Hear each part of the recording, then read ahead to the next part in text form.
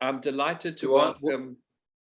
I'm delighted to welcome a wonderful friend of Music Exchange, Stuart Rubin, who at the height of his success worldwide was Senior Vice President of and VP of Worldwide Marketing for Sony BMG. But more than that, he was the inspiration for us to start Music Exchange, and he gratefully came out to the very first conference and spoke. And Stuart, I'd like to remind you of something that you did when we had a showcase at Mercury Live, and you walked in and you saw this band and you looked up and you said, no, they need to cover Australian Crawl, the boys light up. And that was a band called Seventh Son. And all of a sudden they had pop sensibility and they suddenly had a career in South Africa, thanks to you with Nick Goud and that, and they were playing festivals and everything else. And I'm grateful for the time that you've given us to come full circle in our 11th year of the conference to talk about something that you're incredibly passionate about. And you said to me way back in the day, it's all about the song. It's all about the record. It's all about the music. What do you mean by that? It's all about the song. Well, I remember the band, and and I've always thought Australian Crawl wrote good songs anyway, but it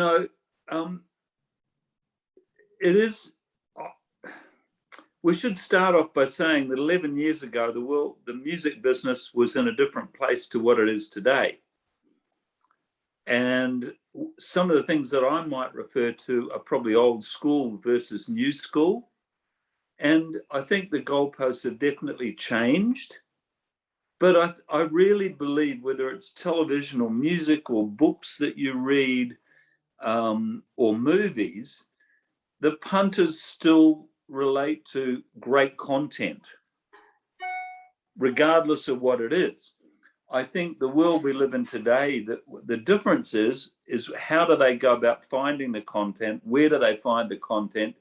And the people making the content are operating in a different sphere to when I was dealing with content and trying to sell it. But I still think it comes back to content. And now a lot of people would disagree with that today. I've read lots of varying opinions that, if I'm probably running ahead of you, Martin. So, the platforms are very different today.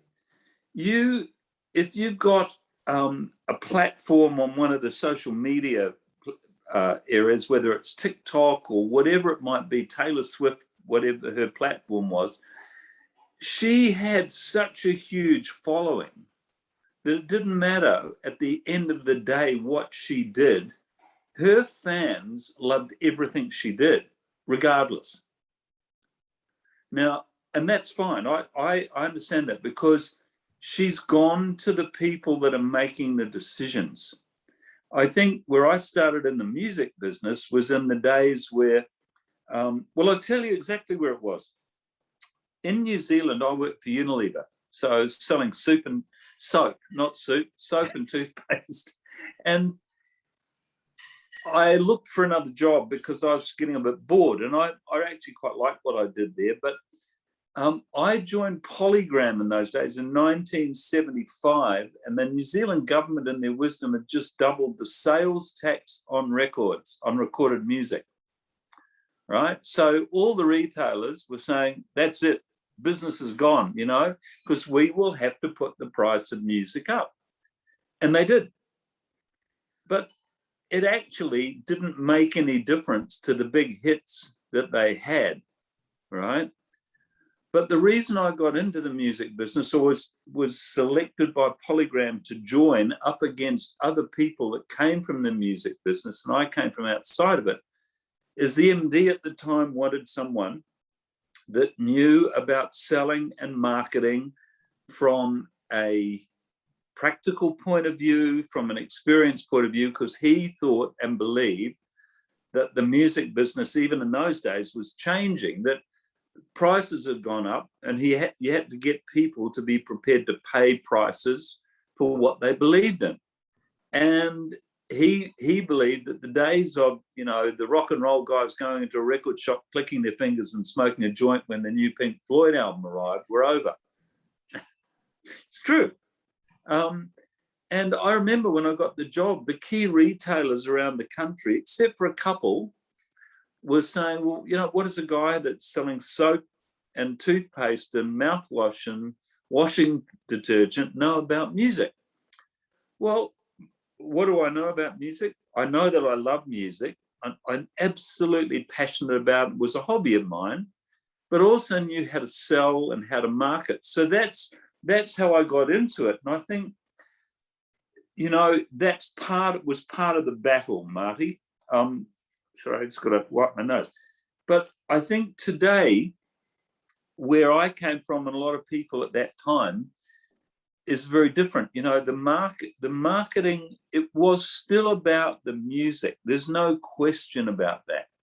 But I remember, you know, Neil Diamond in New Zealand was, he was known for Sweet Caroline and some of his songs, I Am, I Said, and he was on MCA.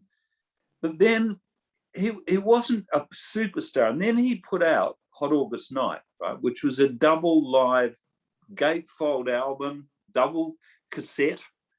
And I remember we did a campaign on radio saying, this is the guy that, you know, did I Am, I Said, but this is very different.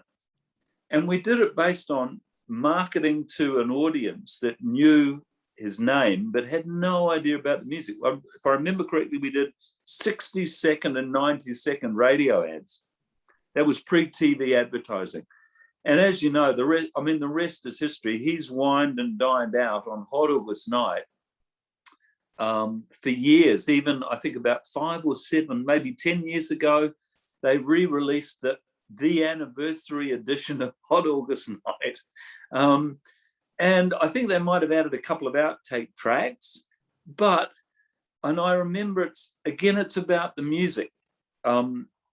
But it's also about marketing. And when I was in New York, Diamond came out with his second solo album.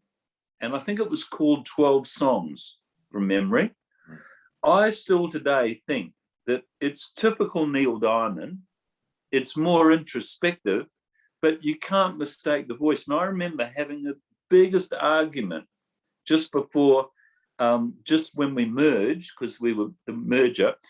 And I said to the guys, I said, look, globally, if we market this album based on the fact, if you liked Hot August Night, you're going to really enjoy listening to this record or this music. Do you think I could win that battle? And that album, probably, I would imagine, unless you're an absolute ardent fan, most people know that he has his last 2 or 3 solo albums from 2003 to 2007, 8. People don't know they're even out there. So you've got to balance the content with the presence of the artist. And they would like this content because it was fairly safe content. You know, it was singer-songwriter songs as only he would do. So I'm absolutely convinced that it is about the music, but I think it's morphed into also it's about fan bases today. It's about what you do. And I think artists today have to go to where their fan base is. So, because I think that what's changed, and I'm not telling you, all the people who've been on your MEX would know this. What's changed is the record companies were in control in the 60s, or right from 40s, 50s, 60s, 70s, 80s, 90s. But then when the internet happened, they started losing control. And the control is in the hands of the artists and the consumers. Like, if you don't need a record company today to be famous and to go on the road if you're clever enough to be able to work the internet with what you do, build an audience yourself, because then and only then are really the big companies really interested in that.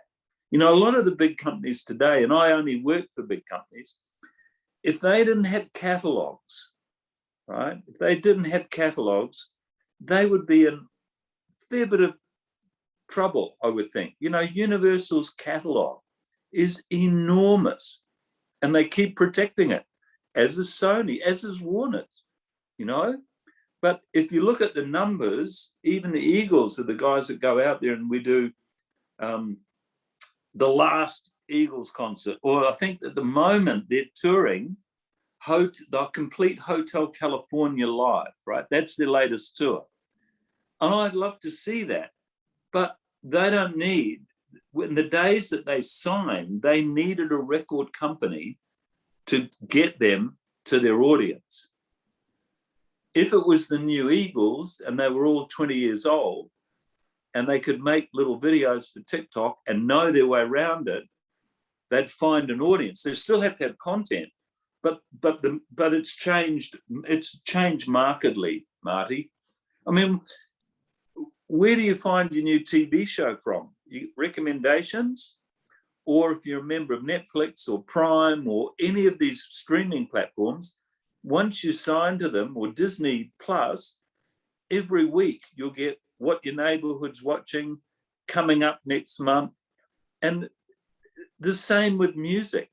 You know, and I think at the end of the day, your communities, but the community is going to like you, but the new artists have to compete with that. And so there's a huge difference.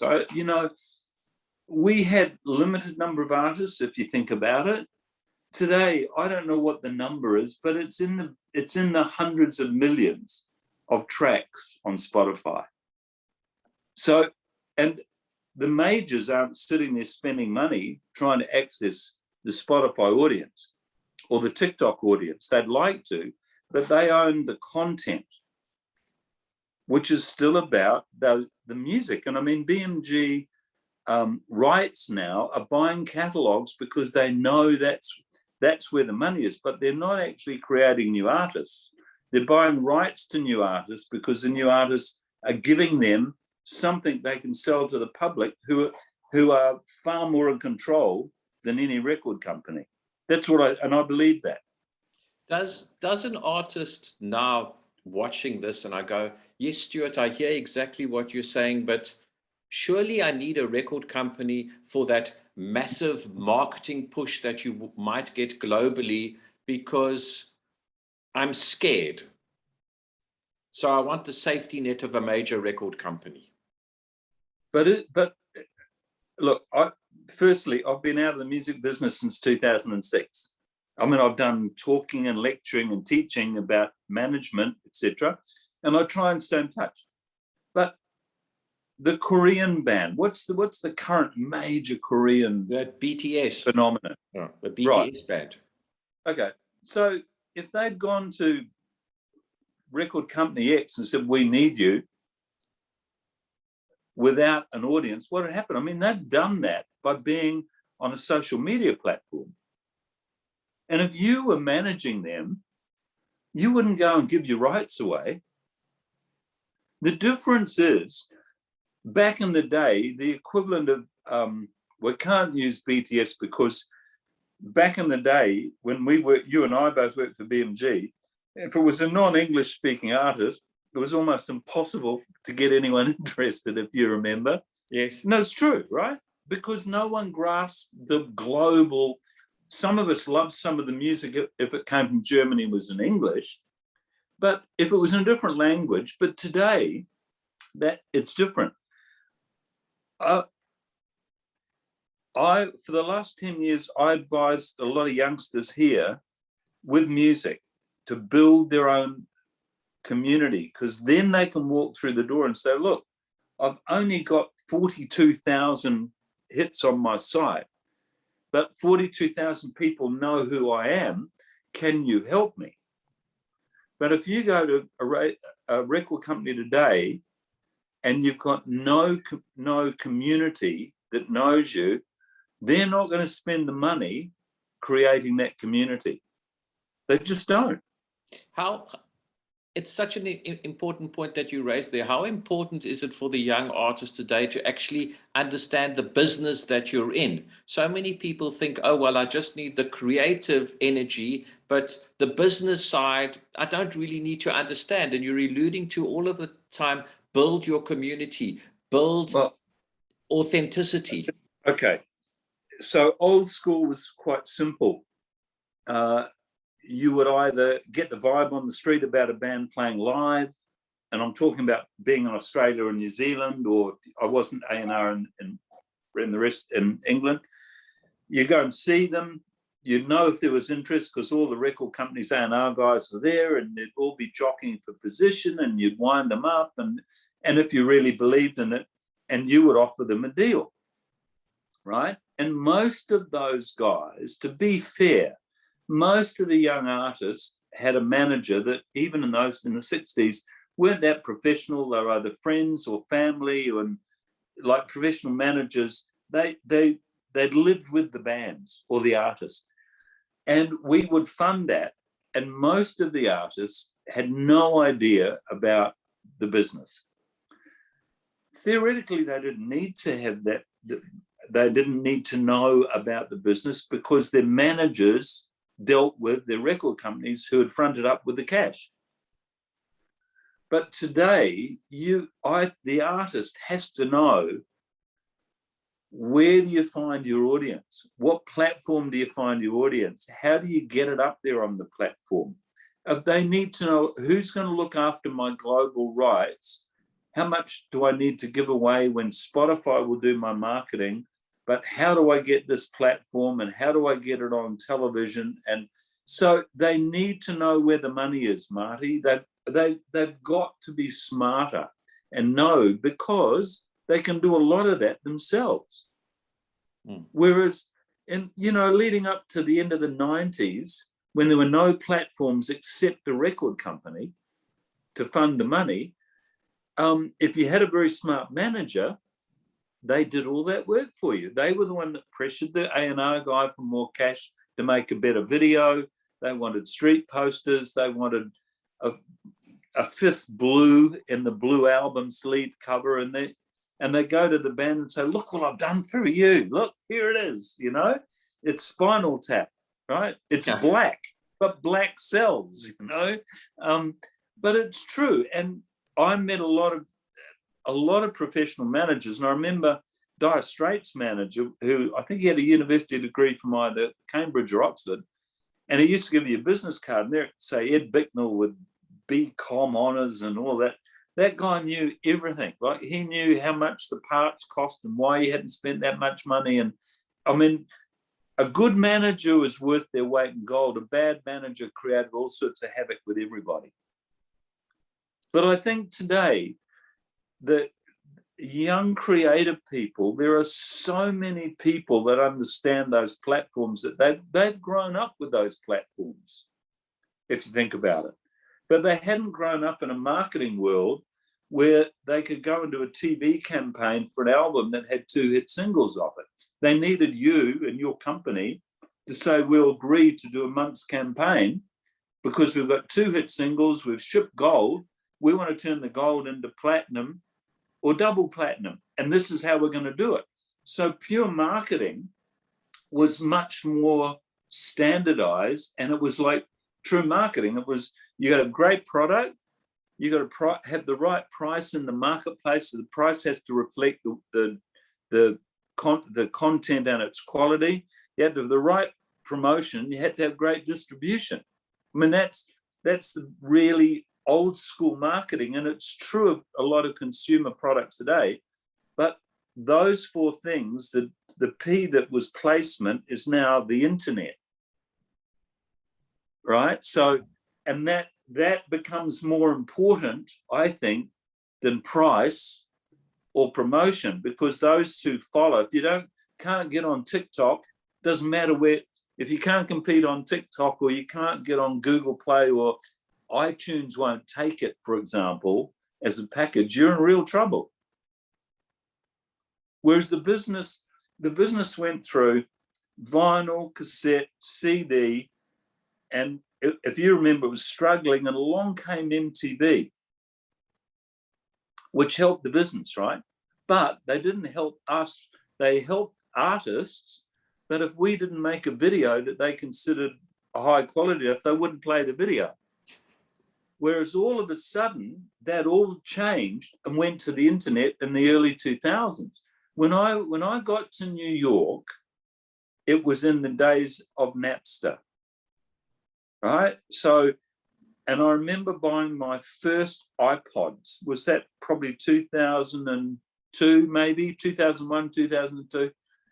But Napster was around, and that was the fight the record companies were having, because they were file sharing. And everyone in America saying, you can't do this, right? There's copyright, and how much we get paid, and it's illegal. And there were, all that stuff was true, but what they didn't recognize, by the way, I'm not saying I did either, because the internet was new to all of us. It was, what do you mean? I can put that on my Sony computer, and I can download all that music for a price, and I can make playlists. Can I really do that? I don't have to buy anything. It was, but what happened was, the record industry at the time missed file sharing. Forget about the legality. What Napster were doing was doing exactly what the consumers wanted to do. They wanted to say, Martin, have you heard this? Oh, wow, that's great. You know, Trevor, have you heard? Look, you can listen to this on, like, we missed that. And if you look at that, and I remember, because being in New York, they tried to sue, and they did. They took him to court in a rights situation. What's the guy that started Napster? I've forgotten his name. Was it Fanning? Yeah, yeah. Fanning. Yeah. And you know, he and in the end, BMG bought the software that Napster used. You know that, don't you? Yes. But we couldn't get repertoire for it, because no one would give us any music. So he was right. So today, you can't, you know, I'm not saying we fooled people at all, but we were in control. Today, the consumers, and I'm talking about popular young music, I'm not talking about what you and I might like or whatever. The kids know. You know, my grandchildren have told me about Australian artists that I've never heard of, because they saw them at one day festivals in Vancouver when they were living there, and turned me on to these guys, like people like Vance Joy. And Vance Joy has built his community by being on the road away from Australia for years, and he's still young, right? And that's the difference and they must know, the creators of the music or the videos must know how to access that and understand it. Because if they don't, they won't be able to do it. You mentioned earlier, we were talking about Neil Diamond, Ed Bicknell, Dire Straits, a young artist watching this talk. Where do you go to look to find great songwriters, to perhaps, when the artist brings out his song, there needs to be a history of it? I know you do a wonderful radio show on a community station in Sydney, Eastside FM, and I look at the playlist you put together on a weekly basis, and there's absolutely awesome songwriters. Give us some examples where a young kid must go and look. Is it Dire Straits? Is it Daryl Hall and John Oates? Where does one look to see great song construction? It's an interesting question, you see, because I love songs, right? And I can use the analogy that on a Wednesday night, when we're not locked down with COVID, I have two guys come every Wednesday night now, and we have a guitar jam session. Now, one of them was an engineer that engineered all the Hoodoo Gurus albums, and ended up in Canada, working in Canada. And then I've since met him, and he also did Paul Kelly and the Coloured Girls, which you've probably heard of, very famous Australian singer-songwriter. And Daryl's just a guitar player, and he's 10 years younger. And I keep saying, well, I found another song from the 50s. Here's the chord chart. it's how I find my music is based on my knowledge of where I've come from to today, but also look at release radar programs on Spotify is a great place to find new songs. And you say, wow, I like that. I'll look at it. And then you can link, maybe it's a new Latino song back to the early Latin stuff of the 50s and 60s. And I think anyone that's writing songs to craft their songs, but I'm not a songwriter, but they need to look at the history of artists. And they've all got likes. I'm sure they all look and say, I'd like to be like that, but. I mean, if you look at Taylor Swift, I mean, Taylor Swift's got a bit of country, some ballads, some pop, and she must have spent hours as a kid being in, I don't know much of the background, but I do like some of her songs, listening to her parents' songs. And that's, I mean, I grew up in a house where no one played any musical instrument, but we had a radiogram with funny shaped leads. And it was a radiogram. It was about 3 feet long and had a radio in it. And I used to listen to Mum and Dad's music, and then I'd go and I'd listen to the radio. And now what I do is I go back and find who wrote them. I'll listen to the songs. When I grew up, I knew the artists. I knew all the artists. I had no idea who wrote the songs.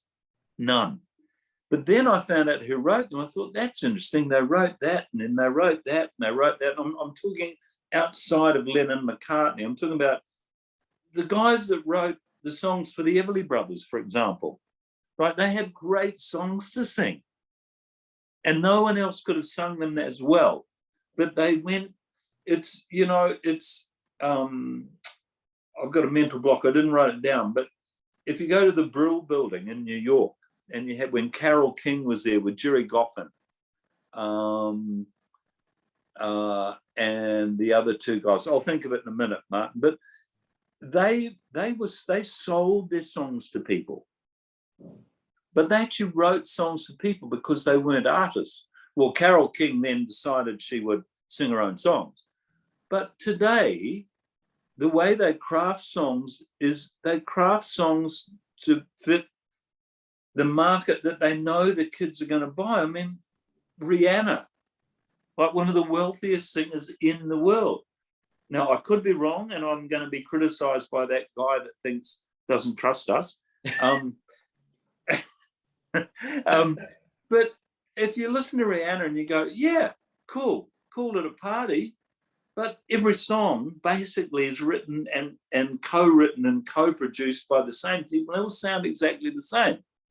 But if you go and listen to Ed Sheeran, who does sound, you can tell him when he sings, but he has crafted some amazingly fine songs from Irish influence and Galway Girl to Nancy Mulligan to On the Dance Floor in Barcelona to a beautiful ballad like Perfect that people could duet with him.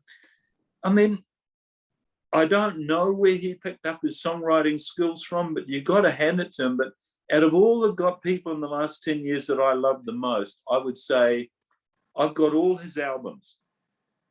And the way he crafts his songs are just beautiful. But he must have been influenced by other songwriters from wherever, because you can hear the influences of different, like Ireland, north of England, and parts of that. But for young people, I think the way they can do it is go and look at the archives. I mean, they've got to go and look at archives of songs, of genres that they like. I mean, Stevie Wonder is probably one of the best songwriters from funky music to ballads that we grew up with. I mean, it's interesting. People think Neil Diamond is like whatever. I remember taking my daughter to see Neil Diamond. It was very interesting. So when I was running BMG in Australia, we licensed, as you know, MCA Geffen. You were part of it in South Africa. So we suddenly got the whole Neil Diamond catalogue, including Hot August Night. Now, Hot August Night had never been released on CD. It was on cassette and vinyl. So we got the catalogue. So we put out a deluxe CD of it saying, you know, it's the 30th anniversary of Hot August Night. And the thing went through the roof because people that had bought vinyl and cassette didn't have this on CD. And I remember Paul Dainty, the big promoter, one of the big promoters in Australia, rang me and he said, are you fixing the ARIA charts? And I said, what do you mean? He said, well, Hot August Night's #1. And I told him what we'd done. He dined out and bought Diamond in and out of Australia 3, 4, 5 times on that. And I remember taking Danielle to see that anniversary tour. And we get to the entertainment centre, which is now no longer there. They pulled it down. And there's the cardigan brigade and the flared trousers, right? And Danielle's sitting there and she's saying, why did you bring me to this concert? And I said, no, you'll enjoy it. Yeah, look, you'll enjoy it. Then all of a sudden he did Red, Red Wine. And she said, is that one of his songs? And I said, it is. She said, but I know the UB40 version. I said, yep, but they didn't write it. And that's the point. Look, a good song is a good song is a good song, interpreted differently depending on where we're at and what stage you're at. And the core of that song will always be there. And I think young singer-songwriters, depending on what genre they're in, should go to the performing rights societies and listen and say, look, you know, have you got any songs from this genre? I'd like to listen to them. And they need to be able to find that and write with people to help further their writing. That if I was a writer, that's what I would do. I'd pick something that I liked, listen to it, listen how they do the chords, and then try and build my platform from there. Can I turn back to those days when you were working in New York and a campaign that was extraordinary that you were integrally involved in, this Elvis 30 #1s, and you made it so cool for the kids. There was the song A Little Less Conversation, and then there was this compilation that came out and everything else. Just give us a story about it, because it is inspirational so thinking ahead to introducing to a younger audience. Well, the Elvis Presley thing happened like this. I remember I was in London. A very good friend of mine was head of EMI International. And I think it was during 2001, it was during the World Trade Center bombings. I was stuck in London. So I went and stayed with Chris at his house. And he said, we are going to bring out a campaign that no one will ever have seen on the music business. We're going to do the Beatles #1s. You know, that red album with the number? Yeah, okay. And he said, this is what we're going to do.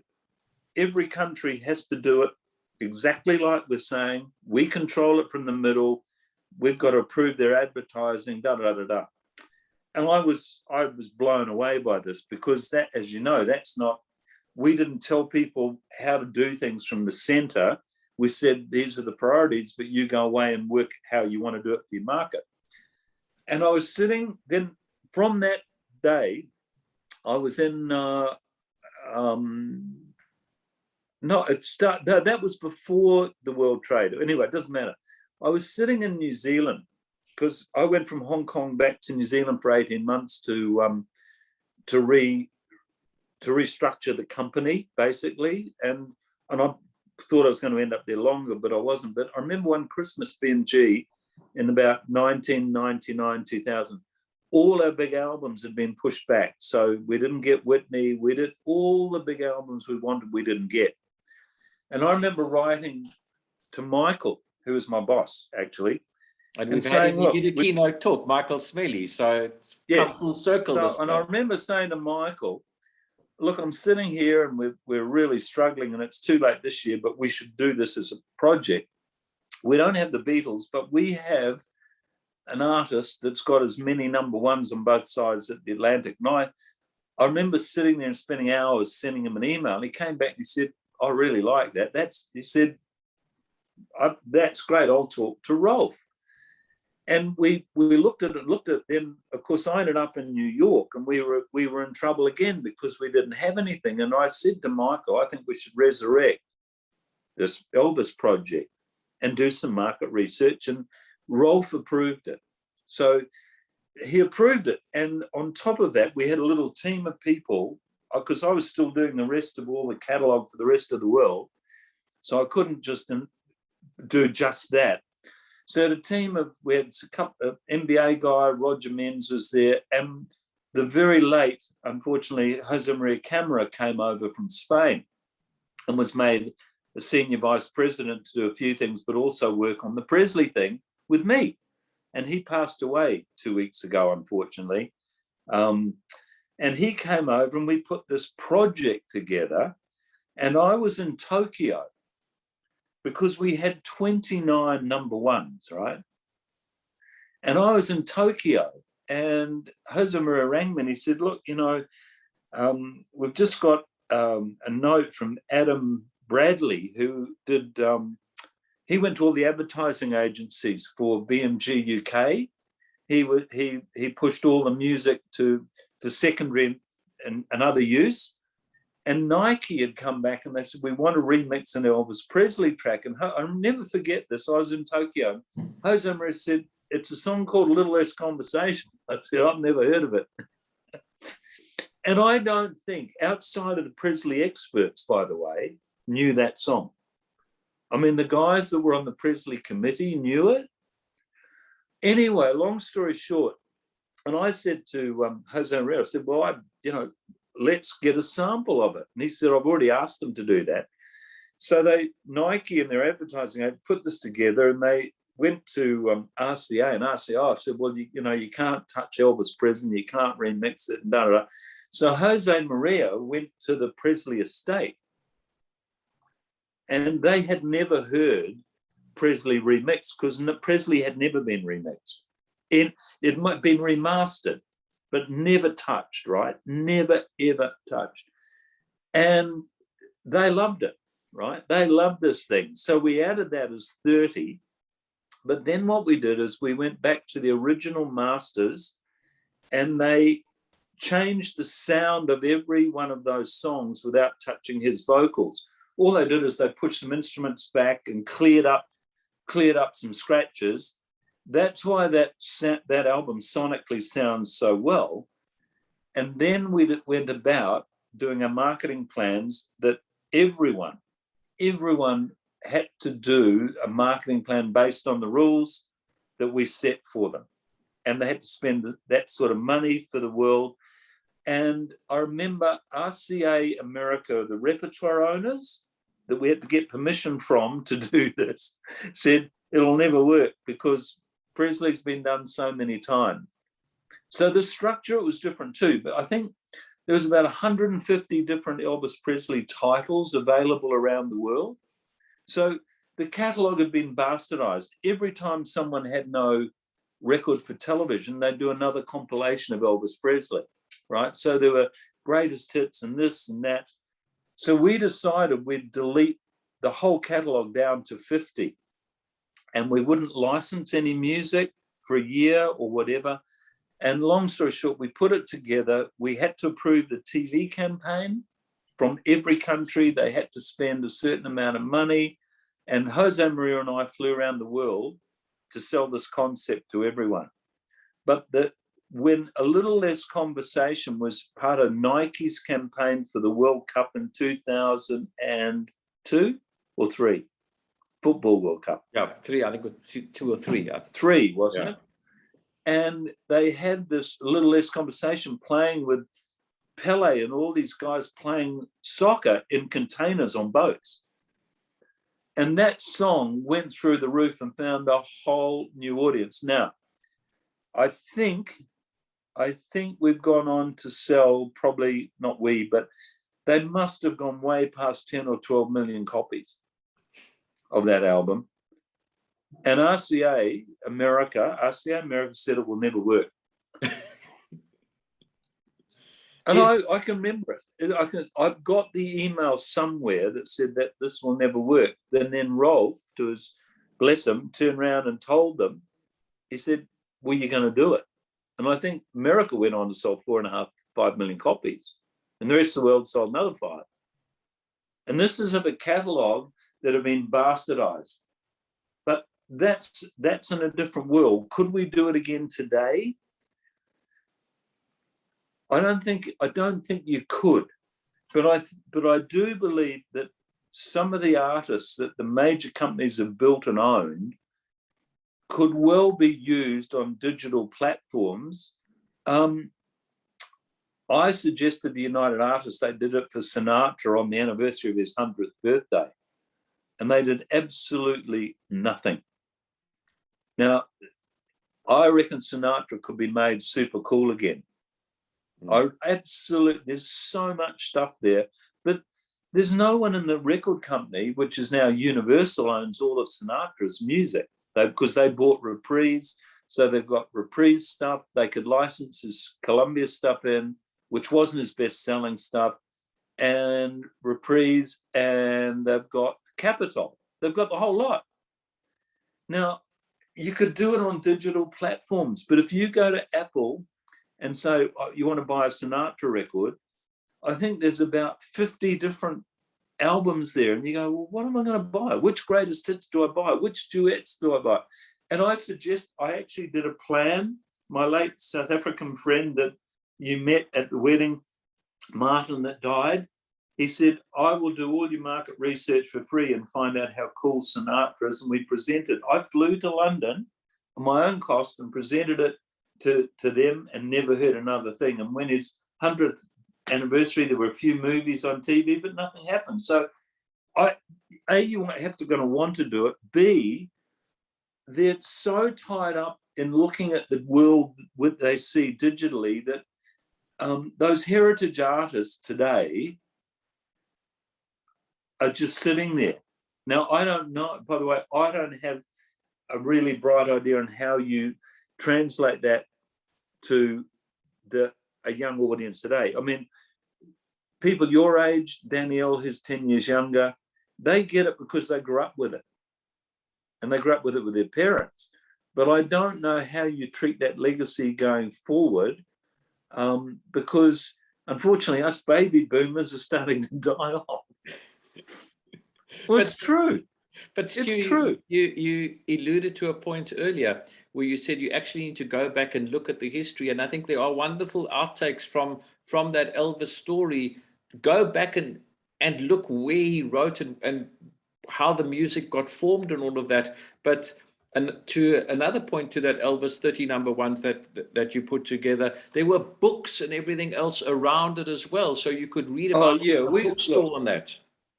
Well, we were fortunate at being BMG that they were part of a publishing empire. So we were fortunate that they said, well, this is good. We'll put books together and put them out with magazines. And so it took us, I think, about 14, 15 months, and we put that together really carefully. And we had the time, Martin. And you can do that. But that to me, that's pure marketing. But also you're dealing with an audience that absolutely knows who you are dealing with. And we were lucky enough to get, this guy, because Nike were working on it, found this DJ that we would never have found in a million years to do the mix. And it worked. And that's sometimes you need to be in the right place at the right time with the right product as well. It would have still worked if we'd had 29, but that was the real icing on the cake, if you think about it. Yeah. Turning to something, when I was doing my research, there's a wonderful book out by Phil Graham, Music, Management, Marketing and Law. And you contribute a wonderful chapter to that book. Essential reading for young artists coming through the ranks, that book? Well, that book was based on a series of lectures that Michael and I put together.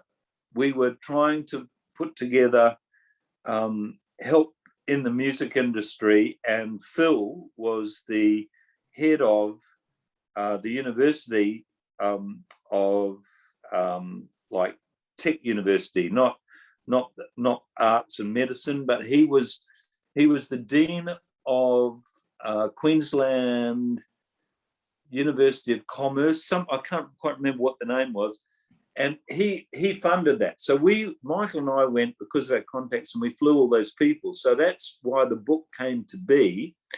And I think Phil put it together as part of his PhD or whatever, and got it published, because that's what these professors do. And he's an ex-muso, Phil, and that's how the project came to be.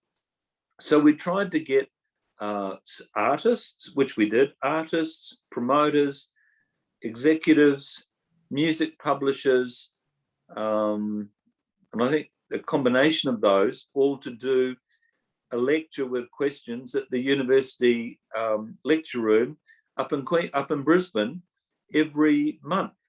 And we did that. We couldn't replicate it in Sydney. I'm not quite sure why, how come. I think we would have liked to have continued it, but it just didn't happen to come to fruition. But it's certainly a worthwhile book for young artists to read. Yeah. I found it incredibly engaging, and a lot of really good takeouts to apply to your career now. Oh, no, it is, because if you listen to what Kate Miller-Heidke had to say about her career, listen to what Harley had to say about promoting artists, Michael had to say, what I had to say. I'm just trying to think who else came. There were other artist managers I know. It's a very good guide, and it's not that old. It's only 11, maybe in the last decade, I think. We did it about 2010, maybe, something like that. And yeah, no doubt, I mean, books are good too, but you need to be able to also, you've got a practical experience, I think. You need to have both sides of it, without any question. And then earlier this month, when we were chatting about our mutual love of the All Blacks and rugby and everything else, you mentioned a number of artists that your daughter and son-in-law who are in New Zealand were listening to. And you just ran off this list of amazing acts, and I went and found them on Spotify. And there's just some incredible music. If you could just chat about what you mentioned back then. Well, you'll have to remind me of the names. I mean, I can tell you my favourite Kiwi act at the moment is probably Marlon Williams, who's building up, but they all came out of a very small market. You know, Marlon Williams has performed outside of New Zealand. Have you got the list there of the artists? I haven't got the list, but there were a number of island singers, and there was one. Louis Baker is fantastic. But Marlon is just head and shoulders above everyone else. And he's going to be a big star. I mean, he found his way into the latest movie of A Star Is Born. He played Buddy Holly on the concert that they get the award, and it's a bit part, but he's done a few movies. But you know, New Zealand is unique, like South Africa in that sense. They do it for their home audiences. They're not saying everyone in the world must like New Zealand music. They're doing it for an audience that they have that adore them. And they're just genuinely talented people doing music the way they want to do it for their home audience. And if they happen to be liked in Australia, then all well and good.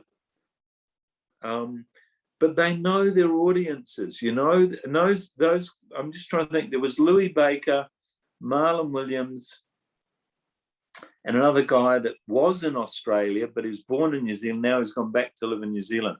I can't remember his name. But you can go onto the New Zealand artist site, New Zealand On Air, and you can in Australia too. I mean, there's so many good acts here that I just go and find them by just going to a couple of sites that I get, the music sites. that I subscribe to in Australia, and I look up the ones I like. I mean, the beauty of the internet, there is no shortage of platforms to put yourself out there. Just give us some of the, you mentioned some of these sites that you look at. Give us a little clue where we can go scouring around. Oh, well, they're both paid sites, but let me have a look, Martin. And they're just music industry sites that I find in Australia. I'm sure you've got the same in South Africa. Let's put it this way: in South Africa, it's very rudimentary. You know. No, these have. So one site that's really good, that gives you international and local news and a bit of tongue-in-cheek and a bit of political incorrectness, is a site called noise11.com. Thank you, noise11.com. And the guy that writes, and it's his site, his company, he's been in the music business forever and a day. For example, you'll find out that Russell Hitchcock of Air Supplies tested positive to COVID-19. Now, I knew that because I'm on Facebook with Russell, but talks about Spice Girls, talks about local artists, international, what's going on politically. So, I mean, all those sites are really important to just go to music industry sites. And I'm still subscribed to Billboard because at least you know what's on the charts, and you're going to say, well, I'll have a listen to that. If I like it, I like it. If I don't, I don't. Because they publish all the charts. And that's where I find my current artist stuff. And then when I walk the dogs in the morning, I find it really good. And I put on Spotify Release Radar, and I find stuff I've never heard of before while I'm walking. So I'm an avid listener, and I'm an avid sort of searcher outer, if you like. But at the end of the day, when I'm at the gym or something, I still come back to the music that I'm most familiar with. But you're continually curious. In that. Yeah, but that's me. But that's just me. It's like television. I mean, I don't think I've watched free-to-air TV, and Yvonne will sit with me, and Yvonne well. And she'll say, what are we going to watch tonight? Oh, something that so-and-so has recommended. Oh, not another one of those spy things.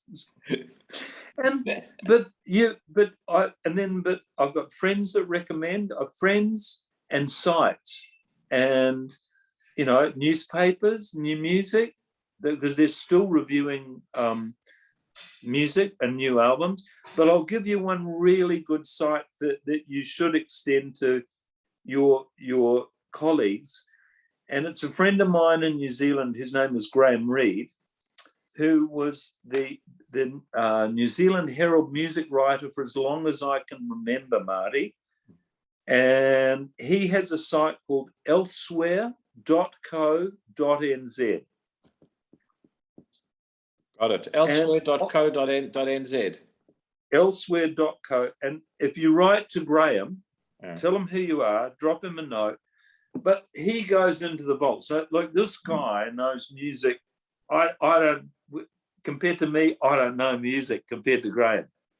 I mean, what he finds of old school, new New Zealand acts, things from around the world, who he hasn't interviewed, is about, the list is about as long as my little finger. I mean, he's engaging and really interesting. And if you want to find about new stuff that's happening worldwide and go into the vaults, he has a section of into the vaults every week. Fantastic. It's a bit like New Zealand's NME, but with some softer edges. Oh, fabulous. But talking and about, I look at Graham. Talking about New Zealand, let's go a little bit back to when you were running things there. In South Africa, there's always been this cry of you need more local airplay, more radio support for South African acts. What were the percentages of radio play that New Zealand acts could get onto the radio? What percentage of New Zealand music had to be played? When I was there, there was no quota. Now, whether there is today or not, I can't answer that. There is definitely a quota in Australia. Is that a good or a bad thing? I'm not sure what the percentage is. I mean, today, because see, but you've got to look at old school and new school. I was always of the opinion, regardless of where the music come from, if that's their format, it's really good enough, they'll play it. Because it was about playlists that got advertising that people listen to. There was a time when they brought in a quota here that some stations wouldn't play a broad range of local artists. They would play the hits, like they might play Farnham or Jimmy Barnes, and that would fill up their quota by playing it 20 times a week. Now, I'm not sure how they police that, but in today's world, it's not about quotas, it's about, because they're all on different platforms. You know? It's a bit like Australian movies. If you want Film Australia to fund a movie or to get government funding, the story's got to be Australian, and it's got to be written by an Australian. Is that going to work on a global basis? It'll always be a small movie. Yes. Right? Always. I understand you need to support the local talent, but I'm not sure, I'm not a big fan of forcing people to do something that they don't want to do. I believe that if the movie is great and it's a great idea, like Mad Max was a loony, mad idea. And it's birthed, they're making another one next year, I think. I mean, for Kennedy Miller, it birthed 4 or 5 movies. It's sensational. And the last one was recorded in Namibia. But you know, but it worked because people wanted to associate with those characters. They didn't see them as Australian. Mm. The fact that it was a director in Australia was great.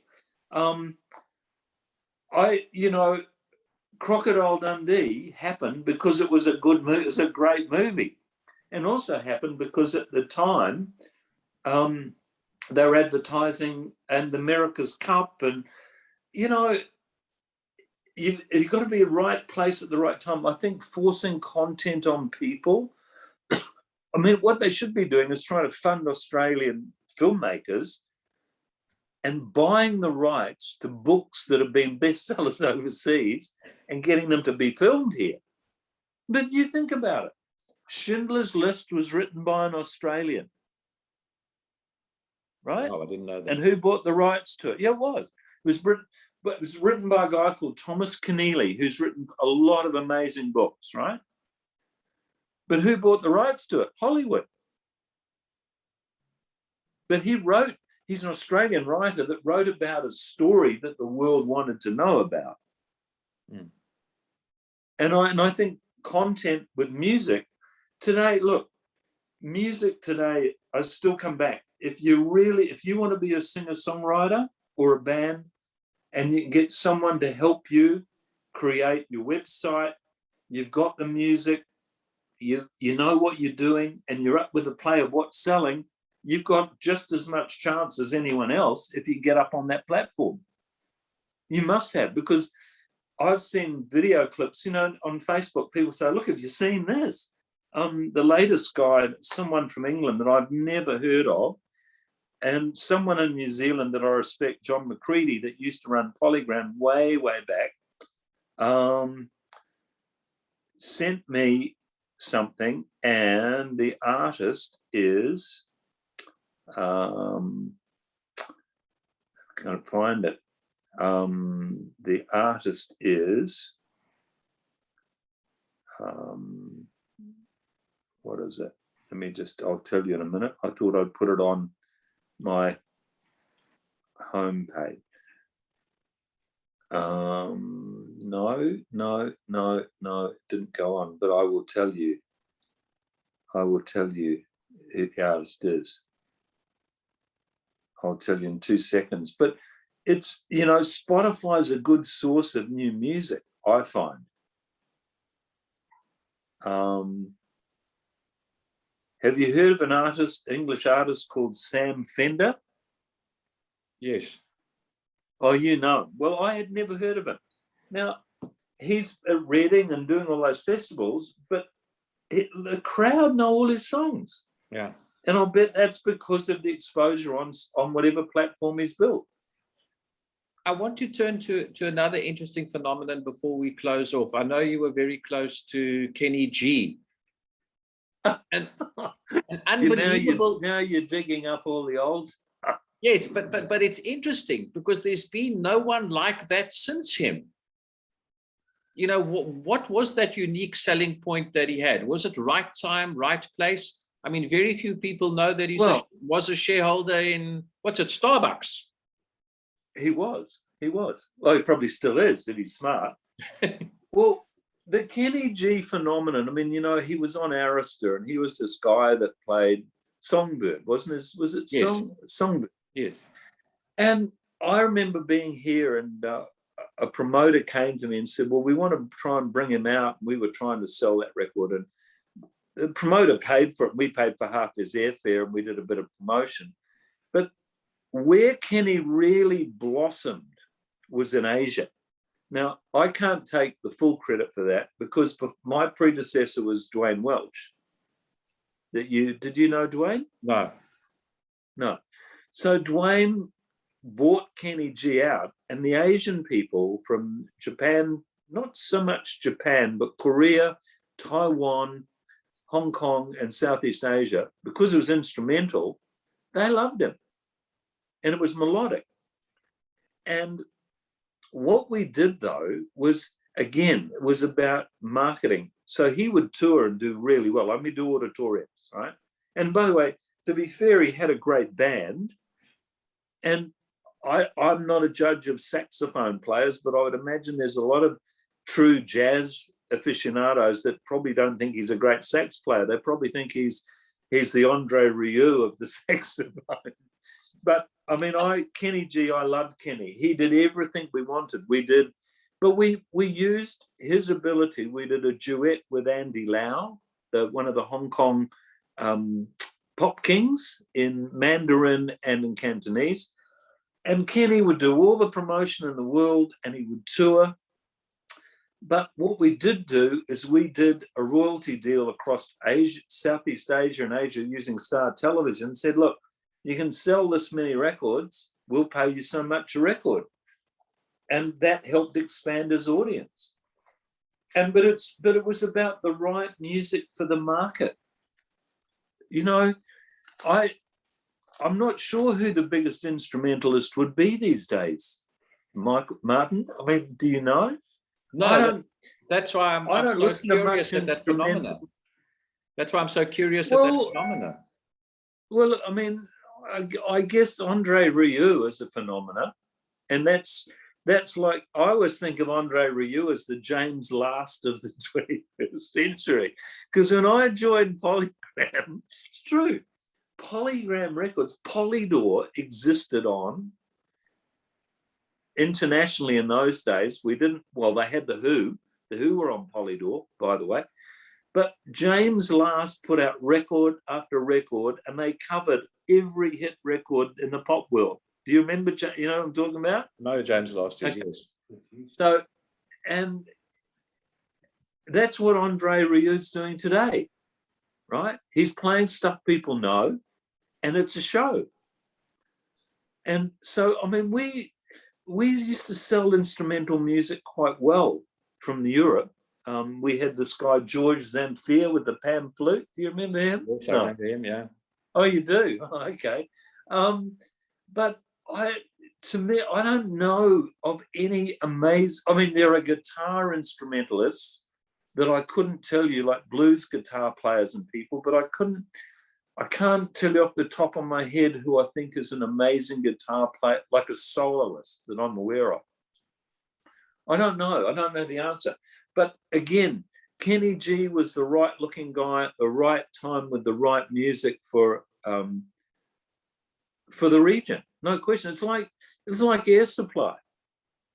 Air Supply, they loved them in Southeast Asia, so much so that we did a karaoke version of their whole concert with Sui Wong in Taiwan. And it sold heaps. I mean, it's like Air Supply were over the moon. It's like, you know, first karaoke, but we couldn't get American artists to do karaoke because they thought it was naff. We could not get permission to use Whitney Houston's videos and put Follow the Dancing Ball because they thought karaoke was stuff that was sold in supermarkets. But it wasn't. It was a phenomenon of entertainment of the whole of the Asian region, and still is. Wow. So it's, you've got to go where the money is and persuade the other people to come on board, and that's not always easy. You know, we for years in Australia and New Zealand put out solid gold hits, which were original hits, 20 solid gold hits, and TV marketed them, right? They'd have to be off the charts, but we'd do 3 a year. And then Australia did them. I remember when the Americans would not approve those tracks because they said, no, they end up in supermarkets. And we're real music. But I said, but these people that bought that single want them on a compilation. Then they may not buy the album because they don't know the other songs. A bit like Spotify, you can choose what you want.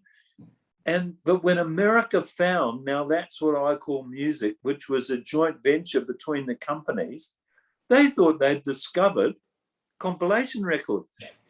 I remember, bless him, I remember going to a conference, a BMG conference, and it was Clive's Day, right? And Clive's Day was always a day. It would start at 9 o'clock or 10. This is Clive and Davis. It would go through till after midnight. Now, it was Arist's turn or J Records' turn that particular year, or that version of Now That's What I Call Music volume, whatever it was. They had the distribution rights, so they'd share the distribution rights because they were worth a lot of money. And he played all the tracks on Now That's What I Call Music and why they were on the album. And this is part of Arista and J Records and Arista Records and Bad Boy and all this stuff. And I remember we had to sit there from 10 o'clock in the morning till about 2 in the morning with stopping for lunch and dinner. And Clive, as part of his presentation, was telling people how to do compilation records. But finally the pennies sunk in and they would be on the top of the Billboard charts, these things, right? Mm. So it's all about finding people that believe and doing the right thing with the music at the right time. And it's also about leadership and finding a leadership position. And I think the artists are leading today more than the record companies. The record companies are dealing with rights, but the artists are leading. I mean, Taylor Swift manager sells her whole catalogue. So what does she do? Really smart. Goes out and re-records that. And that's what's selling. And you've got to love that. I love that. I think that's good luck to her, you know, because it's time that people respected artists and understood where they're going and what they can do. I really believe that. I think we nurtured artists, but the contracts were very strict and we had deductions. Was that all changed when you had to be transparent? So it's moved a long way. The goalposts have moved a whole long way, Martin. If I was an artist today, I don't think I'd look for a manager. I'd look for some really good creative help of how to design a website,